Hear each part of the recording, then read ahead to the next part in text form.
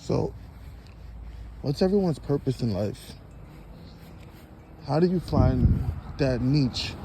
When did you realize this is what I like and this is what I want to do for the rest of my life? And how do you know that this is what you want to do? Or do you just get stuck and become complacent doing what that does, whatever brings home the bacon to provide for your family? So, this is what's crazy, right? So many people, this is the general senses of life. You're born into it, and it's a death sentence. You're born to die. You know what you're gonna do. It's a timeline. What you do between that is what's important. The older you get, the more things that you put on your plate. We do it to ourselves. We procreate, and we make mistakes, and we get through these mistakes, and we get through these things, but we do it because we have to. Oftentimes, we do it reluctantly because that's the bed that we made. And I'm not understanding. It's not fair. It's not fair because what's the difference between this and jail? You can't escape it.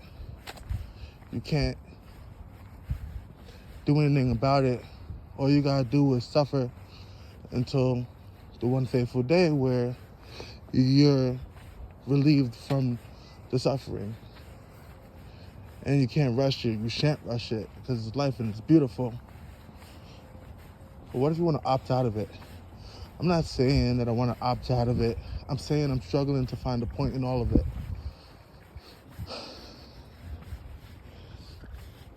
I've been taking deep dives, and when I take deep dives, it's really critical to my mental health. And one of those deep dives I've taken is into nihilism. If you don't know what nihilism is, you should look it up. But for simplicity in layman's terms, nihilism is the belief that nothing matters. It could go either way, and it could dip into morality, because since nothing matters, that means there's no right and there's no wrong. And it gets deeper than that. I'm not saying I have no morals, and I'm not saying that I have no values.